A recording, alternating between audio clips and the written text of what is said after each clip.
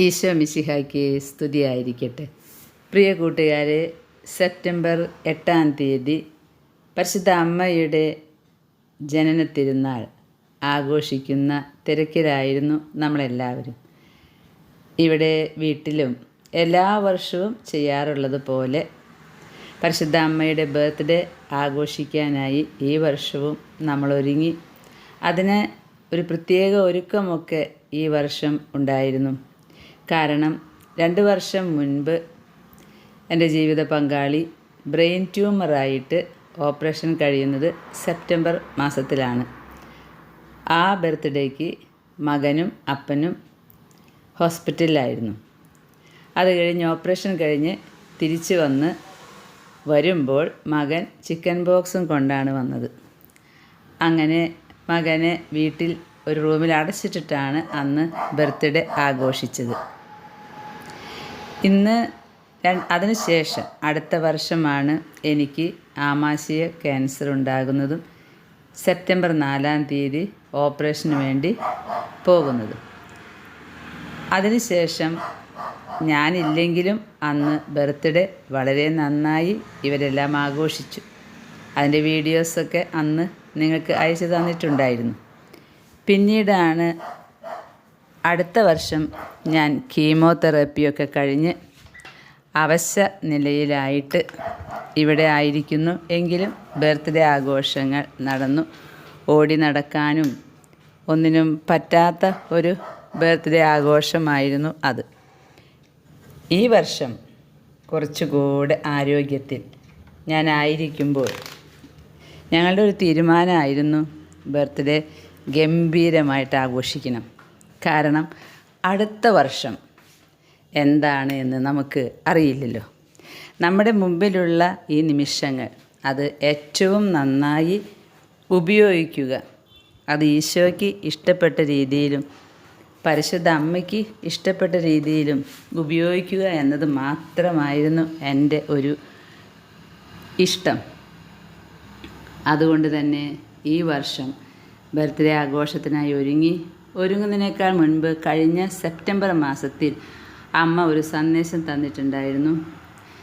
ഈ ഒരു വർഷം ചൊല്ലുന്ന കരുണയുടെ ജപമാലയും പരിശുദ്ധമായ ജപമാലയും 53 മണി ജപമാലയും എണ്ണം വെച്ച് നിങ്ങൾ സൂക്ഷിക്കണം.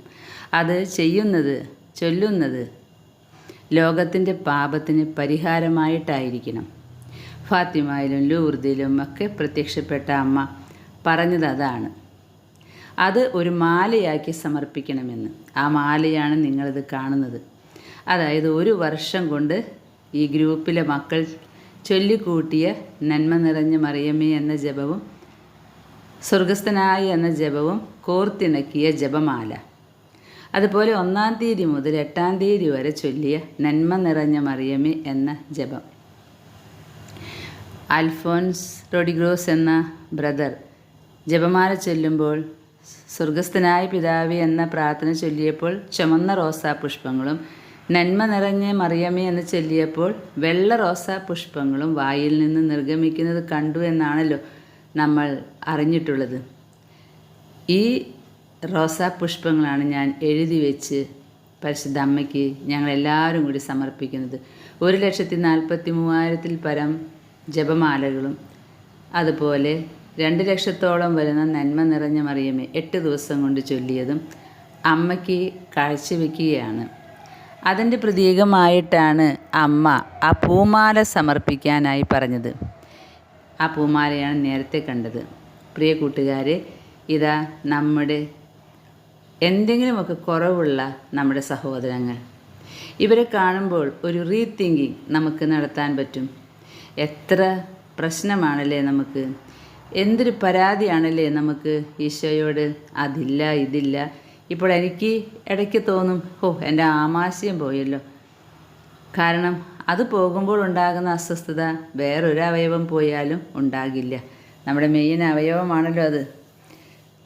അപ്പോൾ അങ്ങനെയുള്ള കുറവുകൾ നമുക്ക് വലിയ ഒരു കുറവായി തോന്നുമ്പോൾ ഒരു കണ്ണ് ഇങ്ങനെയുള്ളവരുടെ നേരെ തിരിച്ചാൽ നമുക്ക് കുറച്ച് ബോധ്യങ്ങൾ കിട്ടും.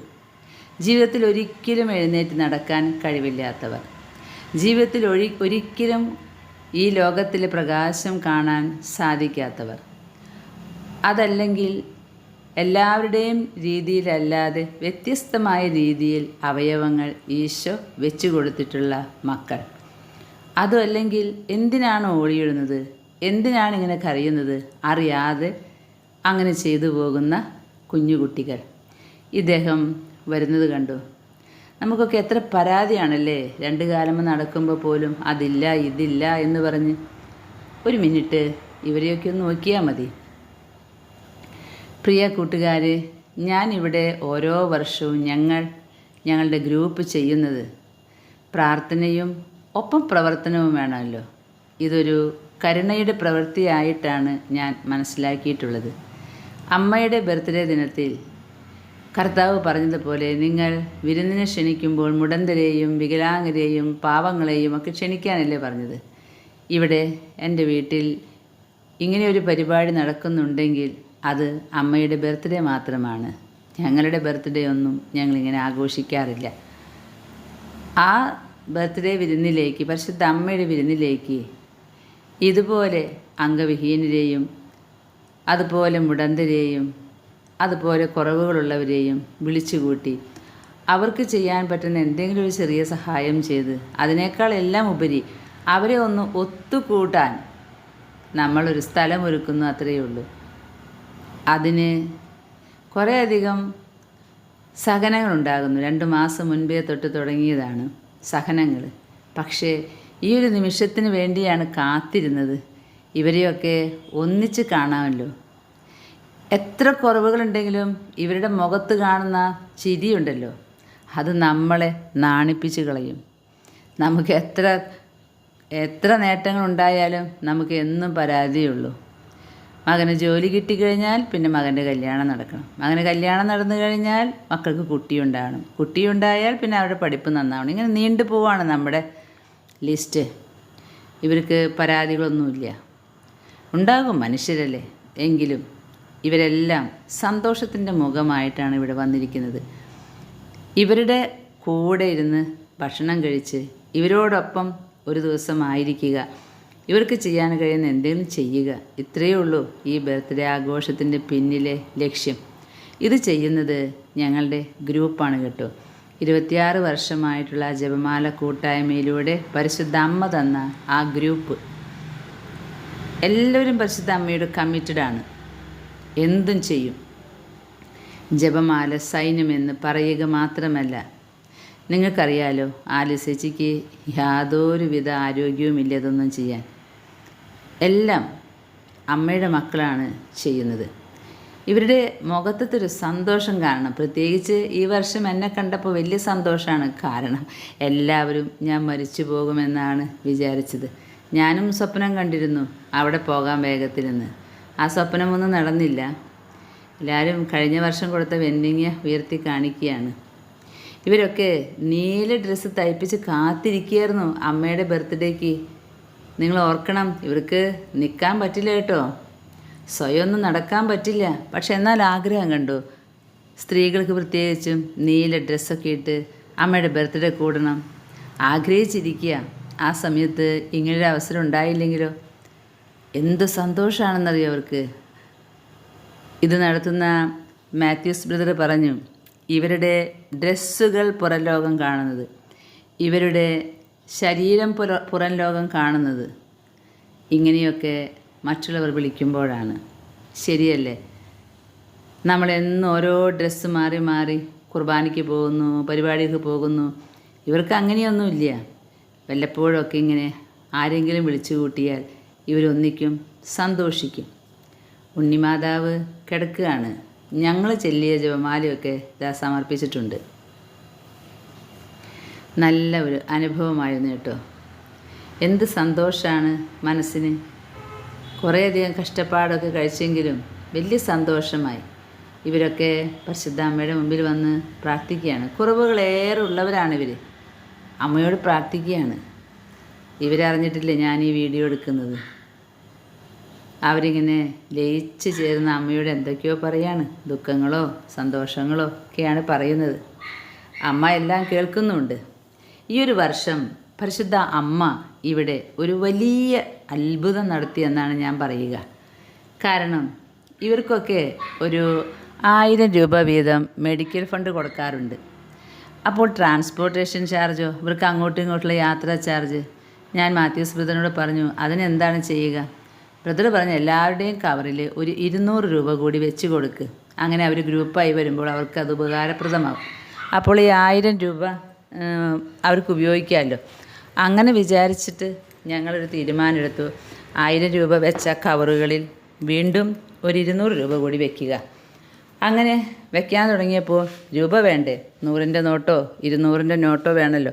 എൻ്റെ കയ്യിലാണെങ്കിൽ എല്ലാം 500ൻ്റെ ആക്കി വെച്ചിരിക്കുകയാണ്. അപ്പോൾ ഞാൻ എൻ്റെ വീട്ടിലുള്ള കളക്ഷൻസൊക്കെ എടുത്തു. കുറച്ച് 100 രൂപ നോട്ട് കിട്ടി. അത് കഴിഞ്ഞപ്പോൾ തലേ ദിവസം ഡെക്കറേഷനായിട്ട് നമ്മുടെ ജപമാല മക്കളൊക്കെ വന്നു. അങ്ങനെ വന്നപ്പോൾ ഇത് ഛത്തീസ്ഗഡിലുള്ളൊരു ഫാദറാണ് കേട്ടോ. ഭാഷ അറിയില്ല, എങ്കിലും സംസാരിച്ചുകൊണ്ടിരിക്കുന്നുണ്ട് എല്ലാവരായിട്ടും. ഹിന്ദിയിലോ മറ്റോ ആണ് പറയുന്നത്. അങ്ങനെ ഞാൻ 200 രൂപ വയ്ക്കണമല്ലോ.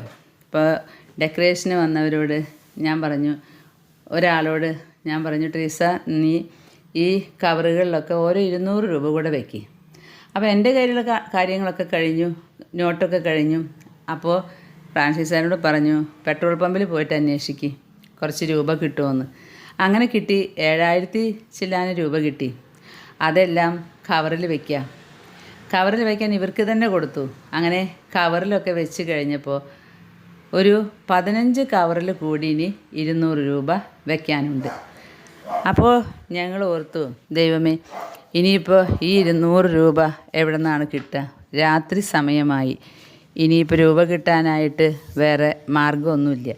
ഞാൻ എൻ്റെ പരിചയമുള്ളവരോടൊക്കെ വിളിച്ച് പറഞ്ഞപ്പോൾ അവർ പറഞ്ഞു, ചേച്ചി നാളെ എന്തായാലും ബാങ്ക് തുറക്കുമല്ലോ, അപ്പം നമുക്ക് വാങ്ങാം. ഞാൻ ഓർത്തു, ദൈവമേ നാളെ 9 മണിയാകുമ്പോഴേക്കും ആളുകൾ വരും, ആ നേരത്തിന് കവറിൽ വയ്ക്കാനൊന്നും പറ്റില്ലല്ലോ.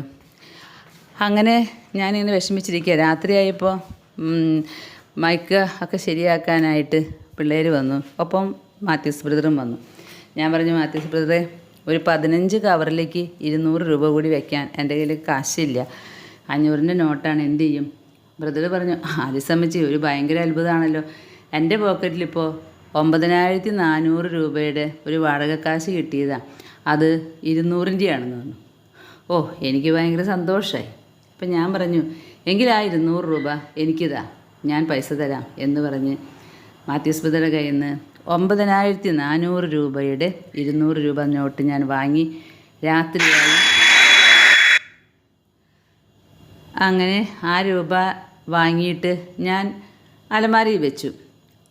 കാരണം 15 കവറുകളിൽ ഇനി 200 രൂപ വയ്ക്കാനുള്ള ആരോഗ്യം എനിക്കില്ല.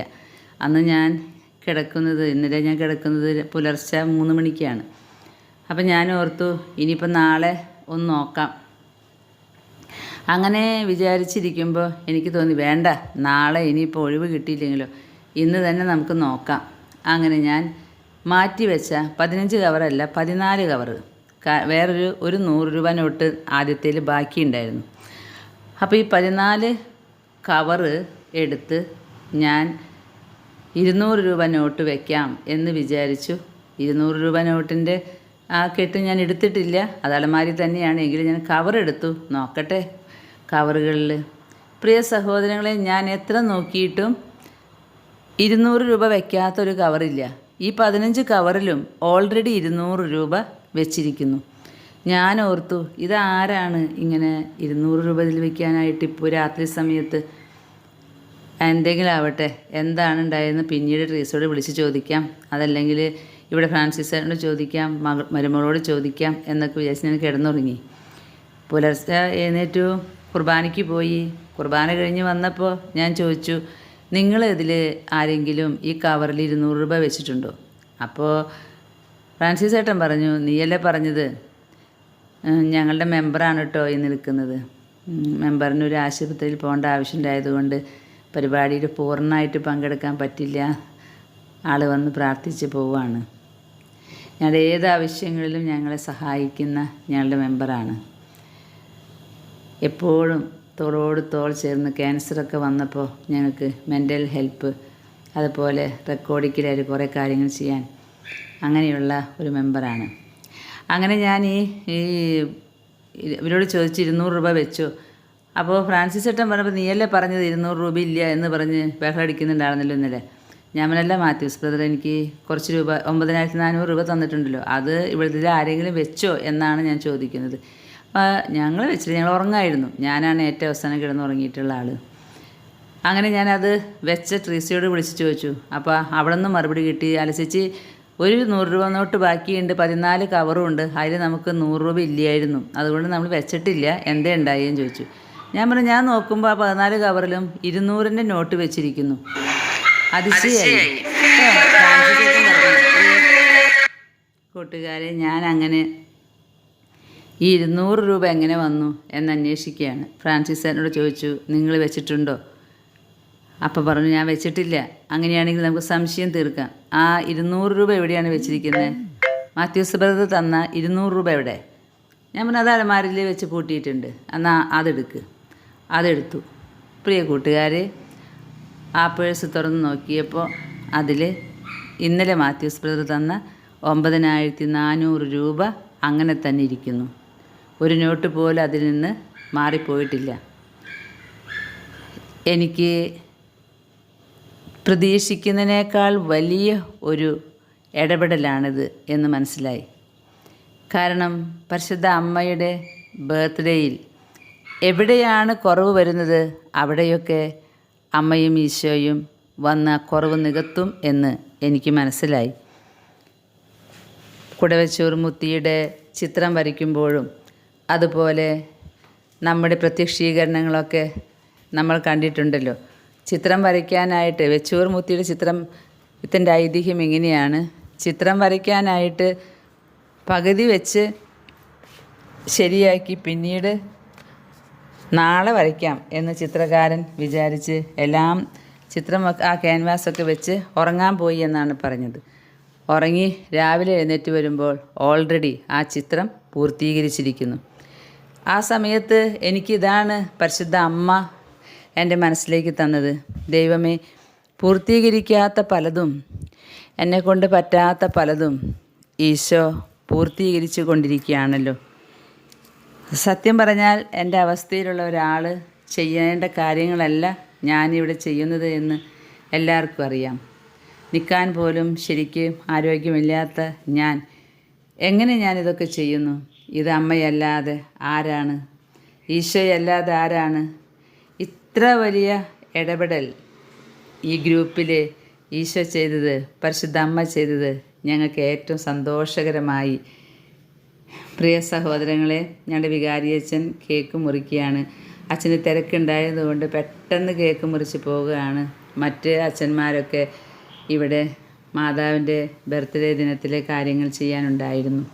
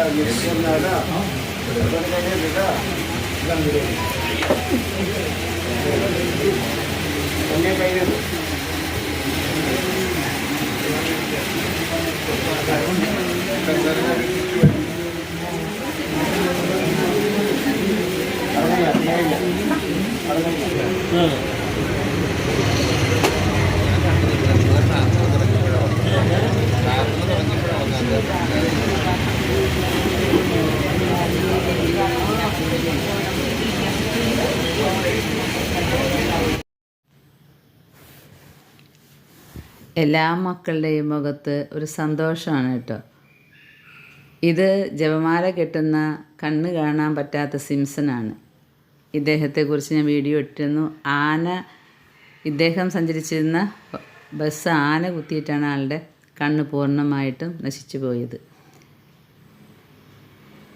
പ്രിയ സഹോദരങ്ങളെ, ഇടയ്ക്ക് ഇവരെയൊക്കെ ഓർക്കുന്നത് നല്ലതാണ്.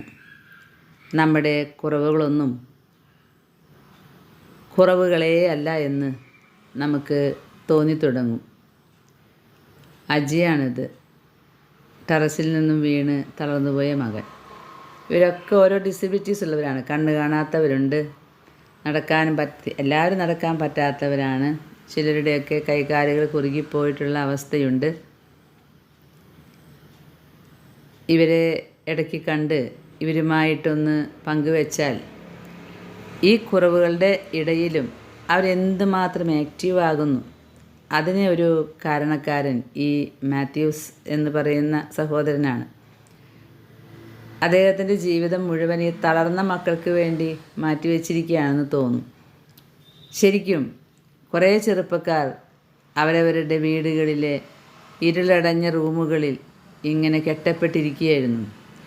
വേറെ വഴിയൊന്നുമില്ല, ആർക്കും അവരെ ഇങ്ങനെ കൈകാര്യം ചെയ്യാനുള്ള അറിവുമില്ല. ഈ അകത്തളങ്ങളിൽ നിന്നൊക്കെ ഇവരെ പറക്കിയെടുത്ത് പോസിറ്റീവ് എനർജി കൊടുത്ത് ഇവർക്ക് പല എക്സസൈസുകളും പല ഓപ്പറേഷനുകളൊക്കെ നടത്തിച്ച് ഒരു 3 വീലർ വാങ്ങിക്കൊടുത്ത് ഇവരെയൊക്കെ നിരത്തിലേക്ക് ഇറക്കുന്ന ഒരു അത്ഭുത പ്രതിഭാസമാണ് ഈ മാത്യൂസ് ബ്രദർ. എല്ലാവർക്കും കഴിയുന്നൊരു ശുശ്രൂഷയല്ല, ഓരോരുത്തർക്കും ഓരോ ശുശ്രൂഷയാണല്ലോ ദൈവം കൊടുത്തിരിക്കുന്നത്. ഇദ്ദേഹത്തെ അങ്ങനെയാണ് കർത്താവ് തിരഞ്ഞെടുത്തിരിക്കുന്നത്. എല്ലാവരും അപ്പനെന്നാണ് വിളിക്കുക. ഏതൊരു പ്രതിസന്ധി വന്നാലും ഇദ്ദേഹത്തിൻ്റെ കയ്യിൽ മരുന്നുണ്ട്, ഇദ്ദേഹത്തിൻ്റെ കയ്യിൽ പരിഹാരമുണ്ട്. അതുകൊണ്ട് തന്നെ എപ്പോഴും ആൾ എനർജറ്റിക്കായി ഓടി നടക്കുകയാണ്. തളർന്നവർക്ക് പുറം ലോകം കാണിക്കണ്ടേ? ഇവരെയൊക്കെ പുറം ലോകം കാണിക്കാൻ വേണ്ടി ഇദ്ദേഹം ഓടി നടന്ന് കുറേ കാര്യങ്ങൾ ചെയ്യുന്നത് അത് ദൈവസന്നിധിയിൽ വിലയുള്ളതായിരിക്കും. ഞാൻ പറഞ്ഞല്ലോ, ഗ്രൂപ്പ് മുഴുവൻ ചൊല്ലിയ ജപമാല ഒരു പ്രതീകമായിട്ട്, ഒരു വലിയ മാല, പുഷ്പമാലയായിട്ട് അത് പരിശുദ്ധ അമ്മയ്ക്ക് സമർപ്പിക്കാൻ എല്ലാ അഭിഷിക്തരും കൂടി ഞങ്ങൾ ചൊല്ലിക്കൂട്ടിയ ജപമാലയും നന്മ നിറഞ്ഞ മറിയമേ എന്ന ജപവും അവർ പ്രാർത്ഥിച്ച് യോഗ്യതയുള്ളതാക്കി പരിശുദ്ധ അമ്മയ്ക്ക് കാഴ്ചവെക്കുകയാണ്. ഈ മാല ഞങ്ങളുടെ അരുവിമംഗലം പള്ളിയിലെ ഗ്രോട്ടോയിൽ കൊണ്ടുചെന്ന് സമർപ്പിക്കണമെന്നാണ് എന്നോട് പരിശുദ്ധ അമ്മ പറഞ്ഞത്. അതുകൊണ്ട് തന്നെ ഈ മാല ഇപ്പോൾ പ്രാർത്ഥിച്ച് അരുവിമംഗലം പള്ളിയുടെ ഗ്രോട്ടോയിൽ കൊണ്ടുപോയി ഞങ്ങൾ ഇടും. ഓരോ നന്മ നിറഞ്ഞ മറിയമേ എന്ന ജപവും ഓരോ വെള്ള റോസ പുഷ്പങ്ങളായി, ഓരോ സ്വർഗസ്ഥനായ പിതാവേ എന്ന ജപവും ഓരോ ചുവന്ന റോസാ പുഷ്പങ്ങളായി പരിശുദ്ധ അമ്മയുടെ ശിരസിൽ ഒരു കിരീടമായി നിൽക്കട്ടെ. 1-ാം തീയതി മുതൽ 8-ാം തീയതി വരെ ചൊല്ലിയ എല്ലാ നന്മ നിറഞ്ഞ മറിയമേ എന്ന ജപവും ഒരു മാലയായി അമ്മയുടെ കഴുത്തിൽ അണിയട്ടെ. അതിന് ഈ പ്രാർത്ഥനകളെല്ലാം യോഗ്യതയുള്ളതാക്കാൻ അഭിഷിക്ത പുരോഹിതർ ഇതെല്ലാം കാഴ്ചവെക്കുകയാണ്. അവർ കാഴ്ചവെച്ചാൽ അത് പിന്നെ കുറവുകളുണ്ടാകുകയില്ല. ഇതാണ് ആ മാല. വേളാങ്കണ്ണി പള്ളിയിലിടുന്നൊരു മാല എന്നാണ് അമ്മ ദർശനത്തിൽ എന്നോട് പറഞ്ഞത്. ഇത് തന്നെയാണ് അമ്മ കാണിച്ചു തന്ന മാല. ഈ മാല ഞങ്ങളുടെ ജപമാലയാണ് കേട്ടോ. ഇത് കൊണ്ടുപോകുമ്പോൾ നിങ്ങൾ വിചാരിക്കരുത് ഇതിപ്പോൾ മാലയാണോ ദൈവമെന്ന്. അല്ലെന്നേ, നമ്മുടെ അമ്മയ്ക്ക് ഞങ്ങൾ സമർപ്പിച്ച മാലയുടെ ഒരു പ്രതീകം.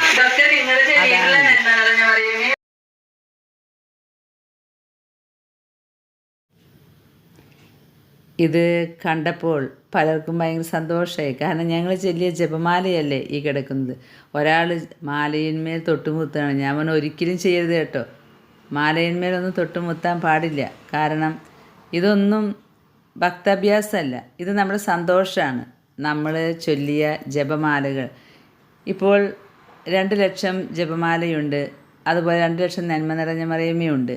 ഇതിനനുസരിച്ച് റോസാപുഷ്പങ്ങൾ നമുക്ക് ഉണ്ടാക്കാൻ പറ്റില്ലല്ലോ. അതുകൊണ്ട് പ്രതീകങ്ങളായിട്ട് നമ്മൾ ആ മാല കെട്ടി അമ്മയ്ക്ക് കാഴ്ചവെക്കുന്നു എന്നേ ഉള്ളൂ. കാരണം അമ്മ പല പ്രത്യക്ഷീകരണങ്ങളും പറഞ്ഞിട്ടുണ്ടല്ലോ. ഫ്രാൻസിസ്കൻ കിരീട ജപമാലയുടെ ഐതിഹ്യം നിങ്ങൾക്കറിയാലോ. ഈ ഇങ്ങനെ കിരീട ജപമാല ചെല്ലുമ്പോൾ ഓരോ നന്മ നിറഞ്ഞ മറിയമേ എന്ന് ചെല്ലുമ്പോഴും നീ എനിക്കൊരു വെളുത്ത റോസാപ്പൂ സമ്മാനിക്കുകയാണെന്നാണ് പറഞ്ഞിരിക്കുന്നത്. അതുകൊണ്ടാണ് ഈ റോസാ പുഷ്പങ്ങളുടെ സമർപ്പണം ഈ 8 നോമ്പിൽ പല പള്ളികളിലും ആചരിക്കുന്നത്. അതുപോലെ ഗാഡലുപ്പ മാതാവിനെ അറിയാലോ, ജുവാൻ ദിയാഗിയോട് പറഞ്ഞത് പൂക്കൾ ഉണ്ടാകാത്ത കാലത്ത് പൂക്കൾ കാണുമെന്ന്. അങ്ങനെ പൂക്കളുമായിട്ട് അമ്മ നല്ല ബന്ധമുള്ളത് കൊണ്ട് ഈ നന്മ നിറഞ്ഞ മറിയമേ എന്ന ജപവും നമ്മുടെ ജപമാലയുമൊക്കെ ഓരോ പൂക്കളാണെന്ന് വിചാരിച്ച് ഈ മാല ഞങ്ങൾ ഗ്രോട്ടോയിൽ സമർപ്പിക്കുമ്പോൾ പരിശുദ്ധ അമ്മ ഇത് ചൊല്ലിക്കൂട്ടിയ ഓരോ മക്കളുടെ ജീവിതത്തിലും ഇടപെടും, ഉറപ്പായും ഇടപെടും. അമ്മ മാതാവ് ഈ വർഷം നമ്മുടെ കൂട്ടായ്മയിൽ നടത്തിയ ഈ 200 രൂപ നോട്ടിൻ്റെ ഇടപെടൽ ചിന്തിക്കാൻ കഴിയാത്ത ഒരു കാര്യമാണ് നടന്നത്. പ്രിയ സഹോദരങ്ങളെ, ഈശോ ഇന്നും ജീവിക്കുന്നുണ്ട്. തിരുവചനം പറയുന്ന പോലെ നിങ്ങൾ 2 or 3 പേർ എൻ്റെ നാമത്തിൽ ഒന്നിച്ചു കൂടിയാൽ നിങ്ങളുടെ മധ്യം ഞാനുണ്ട്. ഈശോയുണ്ട് ഞങ്ങളുടെ കൂട്ടായ്മയുടെ ഇടയിലെന്ന് എല്ലാവർക്കും ബോധ്യമായി. അതുപോലെ തന്നെ നമ്മുടെ ഓരോരുത്തരുടെയും ജീവിതത്തിലും ഈശോ ഉണ്ടാകണം. അതാണ് നമ്മുടെ ലക്ഷ്യം.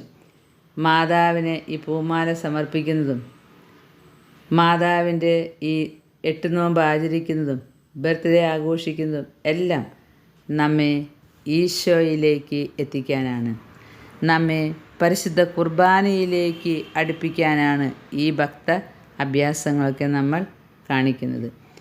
കൂട്ടുകാരെ, ഞാൻ പറഞ്ഞു കൊടുക്കുകയായിരുന്നു, ആ 100 രൂപയുടെ ഒരു ഇടപെടൽ 200 രൂപ ഓരോ കവറിലും വയ്ക്കാനുള്ള 200 രൂപ ഞങ്ങൾക്ക് വലിയ സന്തോഷമായി. ഓരോ വർഷവും അമ്മ കൂടുതൽ അനുഭവങ്ങൾ തരുന്നതിനെ ഓർത്ത് ഞങ്ങൾ നന്ദി പറഞ്ഞു. ഈ മാല ഇനി കൊണ്ടുപോയി സമർപ്പിക്കും.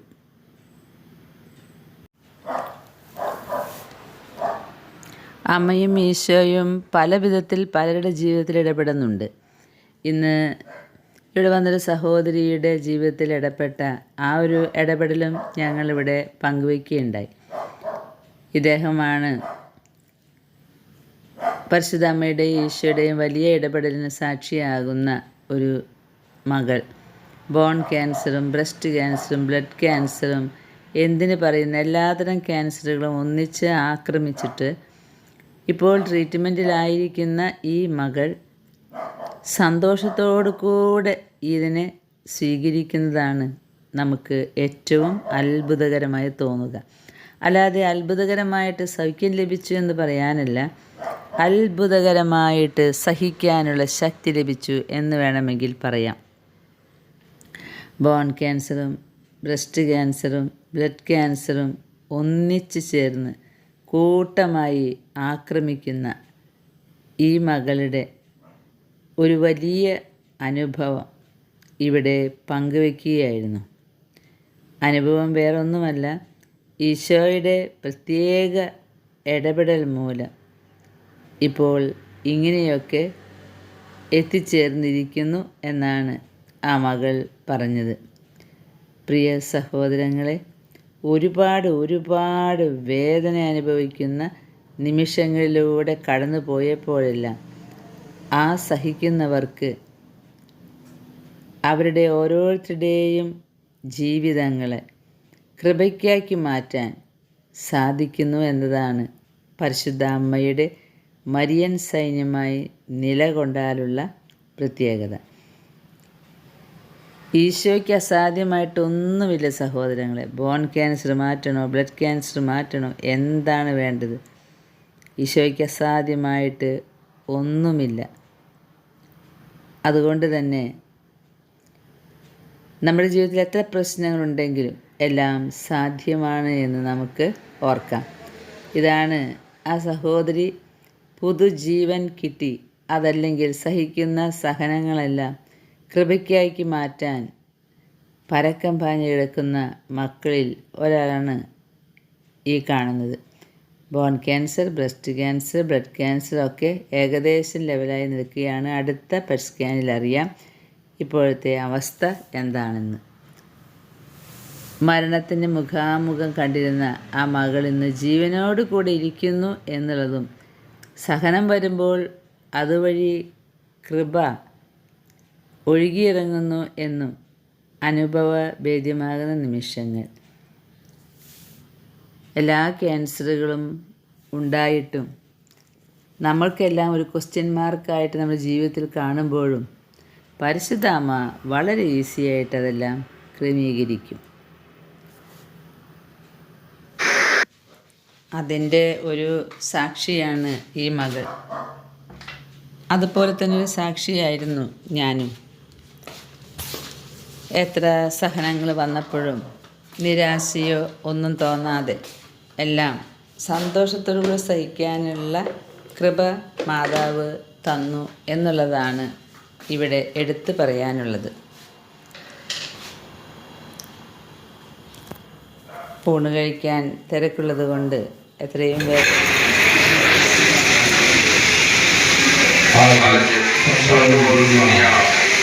माता मरियम के जन्मोत्सव का पर्व मना रही है। आरोग्य माता का पर्व मना रहे हैं। माता मरियम विभिन्न जगहों में दर्शन देकर प्रार्थना करने के लिए कहते हैं। आज हमने यहीं पर अभी एक विशेष देखा है, साक्षी देखा है कि माता मरियम की मदद द्वारा कितने लोग चंगाई प्राप्त किए हैं। वीरांगनी माता आज हम मनाते हैं। वीरांगनी माता സ്തുതിയായിരിക്കട്ടെ. ഇതിനായിട്ട് വന്നവർക്ക് അറിയില്ലായിരിക്കും, ഇവിടെ സ്ഥിരമെന്നവർക്കൊക്കെ അറിയാം. എൻ്റെ പേര് ബ്രദർ മനു എന്നാണ്. ഞാൻ TDS എന്ന് പറയുന്ന ഒരു സന്യാസ സമൂഹത്തിൽ ശുശ്രൂഷ ചെയ്യുന്നു. എന്താ പറയുക, TDS സന്യാസ സഭയിലെ ഒരു അംഗമാണ്. എൻ്റെ വീടെന്ന് പറയുക കോട്ടയം ജില്ലയിലെ ചങ്ങനാശ്ശേരിയിലാണ്. ഞാൻ ശുശ്രൂഷ ചെയ്യുന്നത് ഇവിടെ സെയിന്റ് ജൂഡ് കുട്ടനെല്ലൂർ ദേവാലയമുണ്ട്, പള്ളിയിലാണ് ഞാൻ ശുശ്രൂഷ ചെയ്തുകൊണ്ടിരിക്കുക. പിന്നെ താമസിക്കുന്നത് നമ്മുടെ പുത്തൂര് പള്ളിയുടെ ഫ്രണ്ടിലായിട്ട് ജീവദർശനം എന്ന് പറഞ്ഞ് ആശ്രമത്തിന്റെ സുപ്പീരിയറായിട്ടാണ് ഞാൻ സേവ ചെയ്തുകൊണ്ടിരിക്കുക. അപ്പൊ ആദ്യം തന്നെ എല്ലാവർക്കും പരിശുദ്ധ അമ്മയുടെ ജനന തിരുനാളിന്റെ ആശംസകൾ ഒത്തിരി സ്നേഹത്തോടെ നേരുകയാണ്. കാരണം ഈ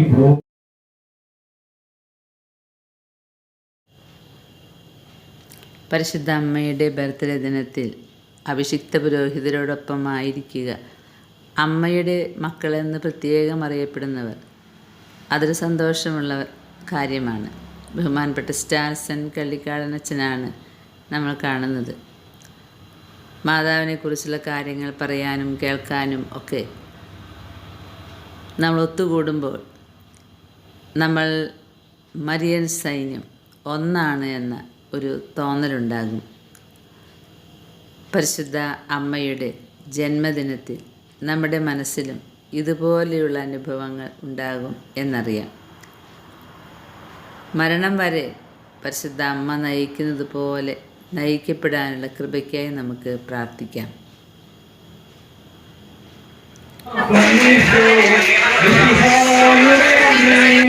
ഭാഗ്യവതി നീ എന്നും പഴകെ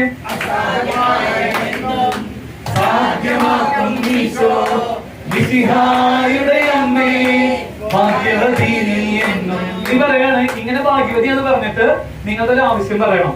എന്താണ്? ഈശോ മിശിഹായുടെ എല്ലാ വാഗ്ദാനങ്ങൾക്കും. അങ്ങനെയാണ് പറയുന്നത്. നമ്മൾ പറയില്ലേ ഈശോ മിശിഹായുടെ വാഗ്ദാനങ്ങൾക്ക് നിങ്ങളെ യോഗ്യരാക്കുന്നു പറയില്ലേ? അതുപോലെ മാതാവിനോട് ഇങ്ങനെ ഈ പാട്ട് പാടിയിട്ട് പറയണം, ഈശോ മിശിഹായുടെ വാഗ്ദാനങ്ങൾക്ക് ഞങ്ങളെ യോഗ്യരാക്കണം പറഞ്ഞിട്ട് നിങ്ങൾക്ക് എന്തെങ്കിലും രോഗമാണെങ്കിൽ രോഗം മാറ്റി തരണമെന്ന് പറയണം. മാതാവ് വഴി ഈശോ മാറ്റി തരും. എന്നിട്ട് എന്താണ്? ഈശോ മാതാവെ ഞങ്ങൾക്ക് വേണ്ടി ഈശോയോട് പ്രാർത്ഥിക്കണം. അങ്ങനെയാണ് പാട്ട് തന്നേക്കുന്നത്. എങ്ങനെയെന്നറിയോ? ഈശോ മിശിഹായുടെ വാഗ്ദാനങ്ങൾക്കെന്നും പടി, ഈശോ മിശിഹായുടെ വാഗ്ദാനങ്ങൾക്കെന്നും ഞങ്ങളെ യോഗ്യരാക്കണമേ, കുരുക്കഴിക്കും മാതാവേ ഞങ്ങളെ യോഗ്യരാക്കണമേ, കുരുക്കഴിക്കും മാതാവേ. കിട്ടിയാ? തുടക്കം കിട്ടിയോ? ഒന്നും കൂടെ പാടി അവസാനിപ്പിക്കുമ്പോൾ നിങ്ങൾ എന്തെങ്കിലും നിയോഗങ്ങളുണ്ടെന്ന് ഓർത്ത് നോക്കിയാൽ നിങ്ങളുടെ ഏറ്റവും ആഗ്രഹമുള്ള ഒരു കാര്യം മാതാവിന്റെ അടുത്ത് പറഞ്ഞ ഈ സമയത്ത്, അതായത് ഇതാണ് എനിക്ക് ഏറ്റവും ആഗ്രഹമുള്ള ഒരു കാര്യം. ഒരുപക്ഷെ എഴുന്നേറ്റ് നടക്കാൻ വേണ്ടിയിട്ടാവാം, അതല്ലെങ്കിൽ നമ്മുടെ മാതാപിതാക്കളോടുള്ള സ്നേഹത്തിലാവാനാവാം, നല്ലൊരു കുടുംബം ലഭിക്കാനാവാം, അല്ലെങ്കിൽ നമ്മളുടെ സാമ്പത്തിക മേഖലകളൊക്കെ ക്രമീകരിക്കാനാവും. മാതാവിനോട് പ്രാർത്ഥിച്ചോ. ഇത് അസാധ്യമാണെന്നാണ് ജനം പറയുന്നത്. പക്ഷെ മാതാവിന്റെ മക്കളോട് പറയണത് ഇനി അസാധ്യമായിട്ടൊന്നുമില്ല. മാതാവ് വഴിയായിട്ട് ഈശോ എല്ലാം സാധ്യമാക്കുമെന്ന് പറയുന്നു. പരിശുദ്ധ അമ്മയെ ഇപ്പോൾ അമ്മയോട് ഈ പെരുന്നാൾ ദിവസം പ്രാർത്ഥിക്കുന്ന ഈ പ്രിയമക്കള്, ഈ മണ്ണിൽ പരിശുദ്ധ അമ്മയുടെ സാന്നിധ്യമുള്ള മണ്ണാണ്. ഈ അമ്മയുടെ മണ്ണിൽ വന്ന് അലിസമ്മച്ചിയോട് ചേർന്ന്, മാത്യൂസ് ബ്രദറിനോട് ചേർന്ന്, ഇവിടെ വൈദികരോട് ചേർന്ന് ഈ സമയത്ത് പ്രാർത്ഥിക്കുമ്പോൾ ഈ മക്കൾ ഇപ്പോൾ ഏത് ആഗ്രഹമാണോ പ്രാർത്ഥിച്ചിരിക്കുന്നത് ആ ആഗ്രഹത്തിന്റെ മേല് സ്വർഗത്തിന്റെ കരുണയും അനുഗ്രഹവും വർഷിക്കാനിട വരുത്തണമേ. മാർക്കോസ് 10:27 അഭിഷേകത്താൽ ഇവരെ ഇപ്പോൾ ഞങ്ങൾ ഏറ്റുപാടി പ്രാർത്ഥിക്കുമ്പോൾ അനുഗ്രഹം നൽകണം. ആമേൻ. പാടാം. അസാധ്യമായതെന്തും സാധ്യമാക്കും ഈശോ മിശിഹായുടെ അമ്മേ, ഭാഗ്യവതി നീ എന്നും. അസാധ്യമായതെന്തും സാധ്യമാക്കും ഈശോ മിശിഹായുടെ അമ്മേ, ഭാഗ്യവതി നീ എന്നും. ഈശോ മിശിഹായുടെ വാഗ്ദാനങ്ങൾക്കെന്നും, ഈശോ മിശിഹായുടെ വാഗ്ദാനങ്ങൾക്കെന്നും ഞങ്ങളെ യോഗ്യരാക്കണമേ. കുരുക്കഴിക്കും മാതാവേ, ഞങ്ങളെ യോഗ്യരാക്കും കുരുക്കഴിക്കും മാതാവേ. അസാധ്യമായതെന്തും സാധ്യമാക്കും ഈശോ മിശിഹായുടെ അമ്മേ, ഭാഗ്യവതി നീ എന്നും. ഭാഗ്യവതി നീ എന്നും. ഭാഗ്യവതി നീ എന്നും. Thank you. എല്ലാവരും മാതാവിന് നമുക്ക് കൊടുക്കാൻ പറ്റുന്ന ഏറ്റവും നല്ല സമ്മാനം അമ്മേനെ വാക്കുകളിലൂടെ പുകഴ്ത്താന്നുള്ളതാണ്, അല്ലെ? ഇപ്പൊ നിങ്ങൾ ഇടയ്ക്കിടയ്ക്ക് നിങ്ങളുടെ പേര് പറഞ്ഞാൽ നിങ്ങൾക്ക് ഇഷ്ടാവില്ലേ? അല്ലേ? ഇപ്പൊ നിങ്ങൾ ഇടയ്ക്കിടയ്ക്ക് സ്നാസ്മിത്തിനാന്ന് എനിക്ക് ഇഷ്ടാവും ഇല്ലേ? അല്ലാണ്ട് വേറെ എന്തെങ്കിലും പേര് വിളിച്ച് എനിക്ക് ഇഷ്ടാവോ? ഇതുപോലെയാണ് മാതാവിന്റെ പേര് വിളിച്ചാൽ ഭയങ്കര ഇഷ്ടമാണ്. അപ്പൊ നമ്മൾ happy birthday mama Mary, happy birthday mama Mary, happy birthday mama Mary, happy birthday mama Mary. Thank U.